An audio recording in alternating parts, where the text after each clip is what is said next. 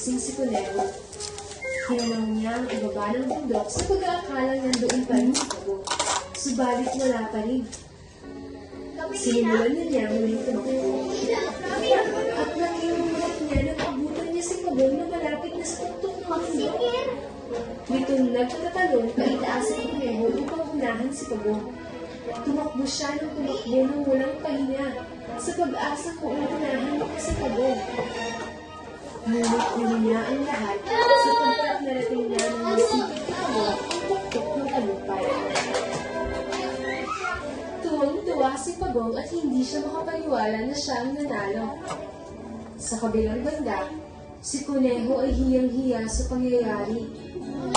Pinanong siya ng paunahon kay Pagong sa ginawa ng pang-iinsulto at pamamaliit rito. Simula noon, ay naging aral na ito kay Kuneho na kailanman ay hindi niya dapat maliitin ang kanyang kapwa. Ang Kuneho ay labis ang tiwala sa sarili na mananalo siya, kaya tumigil ito sa gitna ng paligsahan at nakatulog.